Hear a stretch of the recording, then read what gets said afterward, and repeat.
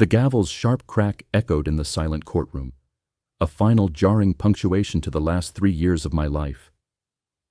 For months, I'd sat in this very spot, listening to the woman I once loved systematically dismantle my reputation, my relationships, and my family. My name is Ryan, and this is the story of how a single simple request from a judge exposed the most elaborate lie I'd ever witnessed. It all started 3 years ago. The divorce from my wife, Helena, was supposed to be straightforward. We'd grown apart, and the separation felt like a mutual, if painful, decision. But what should have been a clean break became a legal nightmare when she filed a restraining order against me, claiming I had been physically abusive throughout our 8-year marriage. The accusations were a devastating, complete fabrication.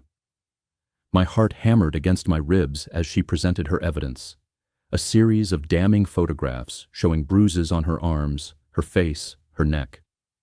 Some looked recent. Others appeared to be from different periods of our marriage. She had a meticulously detailed journal, filled with dates and descriptions of supposed violent incidents that never happened. And to top it all off, her sister and best friend provided sworn statements claiming they had witnessed the injuries, and I had admitted to hitting her. I was horrified by the sheer level of planning that had gone into this deception. Helena had been building a case against me for months, maybe even years. Every photo, every journal entry, every witness statement was carefully crafted to paint me as a monster. My lawyer, Michael, tried to reassure me that the truth would eventually surface, but I could see the doubt in his eyes as he looked at Helena's compelling evidence. The most crushing part of it all was watching how it affected my relationship with our 10-year-old daughter, Lily. Helena had filed for full custody, and suddenly I was only allowed supervised visits. Lily looked at me with confusion and fear, unable to understand why her dad couldn't come home anymore, why there were always other adults present when we spent time together. The isolation from the world I knew was crushing, but it paled in comparison to the fear of losing my daughter because of these lies. The case dragged on for months. In court, Helena played her part to perfection, breaking down in tears as she recounted one imaginary incident after another. She spoke about living in fear, about hiding bruises with makeup, about protecting our daughter from witnessing my supposed violence. It was a masterclass in manipulation, and I watched helplessly as she convinced almost everyone in that courtroom that I was a dangerous man. My friends began treating me differently. My colleagues whispered when they thought I wasn't listening. Even my own mother, during one particularly difficult conversation, asked if there might be some truth to Helena's claims.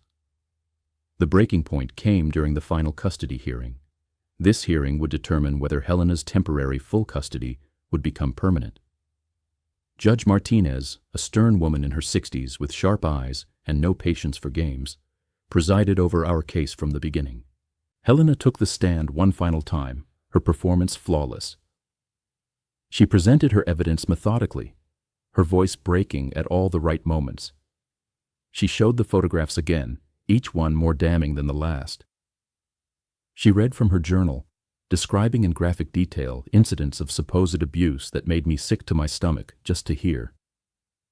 When she finished, the courtroom was silent, save for the sound of her quiet sobbing.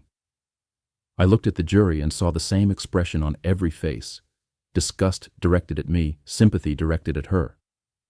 My lawyer squeezed my shoulder, a gesture of resignation. We both knew how this looked. But then Judge Martinez did something unexpected. Instead of calling the next witness or moving to closing arguments, she leaned forward and addressed Helena directly. "Mrs. Peterson," she said, her voice calm but pointed, "you've presented extensive photographic evidence of these alleged assaults. These photos, you claim, span several years. Before we proceed, I need you to provide the metadata for each of these digital photographs." The change in Helena was instantaneous and unmistakable. The color drained from her face, her confident posture crumbled, and for the first time in months, her tears looked genuine. But these weren't tears of pain or remembered trauma. They were tears of pure panic. "I'm sorry, Your Honor," Helena stammered. "I don't understand what you mean." Judge Martinez's expression didn't change. The metadata, Mrs. Peterson. Every digital photograph contains embedded information about when it was taken, what device was used, sometimes even location data. If these photos were taken over a period of several years, the metadata will confirm the timeline you've presented to this court. I watched my ex-wife's world collapse in real time. Her lawyer looked as panicked as she did, frantically whispering in her ear, but Helena was beyond help. She opened her mouth several times, but no words came out. The confident, wronged woman who had been testifying moments before had vanished, replaced by someone who looked like a cornered animal. "Your Honor," Helena's lawyer finally spoke up, "we'll need time to compile that technical information." But Judge Martinez wasn't having it. "No, counsel. Your client has had months to prepare her evidence. If these photographs are genuine documentation of abuse spanning several years as she's testified under oath, then the metadata will support her timeline. I'm ordering a recess while a court-appointed digital forensics expert examines these photos immediately." What happened next was like watching a house of cards collapse in slow motion. The forensics expert took less than 2 hours to completely expose Helena's deception. Every single photograph had been taken within a 3-week period, just 2 months before she filed for divorce.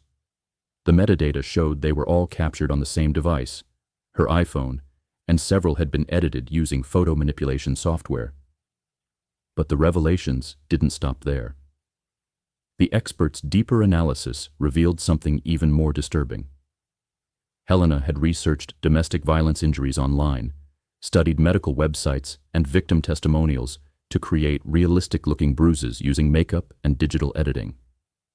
She had essentially turned herself into a victim of domestic violence that never happened, all to destroy my reputation and gain custody of our daughter. When court resumed, Judge Martinez's demeanor had shifted from professional skepticism to barely contained outrage. She questioned Helena directly about the metadata discrepancies, watching as my ex-wife's elaborate story unraveled completely. Helena tried to claim her phone's date settings were wrong, that she'd transferred old photos to a new device, but every excuse was easily debunked by the digital evidence. The final blow came when the expert revealed that several of the photos showed signs of being staged specifically for documentation. The lighting was consistent with indoor photography setups. The angles were deliberate.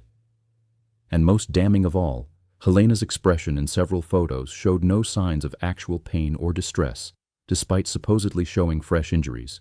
Judge Martinez didn't just dismiss Helena's custody petition. She found her in contempt of court for perjury and ordered a full investigation into whether criminal charges should be filed. She also immediately granted me full custody of Lily, with Helena limited to supervised visits pending a psychological evaluation. As we left the courtroom that day, Helena's mask finally slipped completely. The scared, innocent victim was gone, replaced by someone I barely recognized. She looked at me with pure hatred and hissed, "You think you've won, but I'll make sure Lily knows what kind of man her father really is." But Lily, who had been in the courtroom for the final hearing, had heard everything. At 10 years old, she might not have understood all the technical details about metadata and digital forensics, but she understood that her mother had been lying. She understood that the reason Daddy couldn't come home wasn't because he was dangerous, but because Mommy had made up stories about him. The aftermath was difficult for all of us. Lily struggled to understand why her mother would lie about something so serious. I struggled with the realization that the woman I'd been married to for 8 years was capable of such calculated deception. Helena struggled with the legal consequences of her actions, eventually pleading guilty to perjury and serving 6 months in county jail. The community that had shunned me began to welcome me back. But the experience changed me. I'd learned that even people who claim to love you can be capable of unimaginable betrayal. I'd also learned that sometimes the truth has a way of surfacing, even when it seems buried under layers of lies and manipulation. Today, Lily and I have rebuilt our relationship. She lives with me full-time and sees her mother twice a month under supervision. Helena never apologized for what she put us through, and I don't expect she ever will. But I've made peace with what happened because ultimately, the truth did come out. Sometimes I think about that moment when Judge Martinez asked for the metadata. Such a simple request, really. But it was enough to expose years of planning and deception. It reminded me that in our digital age, lies leave traces, and sometimes justice comes from the most unexpected places. The experience taught me that healing doesn't come from revenge, or even from seeing someone face consequences for their actions. It comes from choosing to move forward, to be present for the people who matter most, and to trust that the truth, however deeply buried, has a way of finding the light. And that's exactly what I'm doing, one day at a time, with my daughter by my side.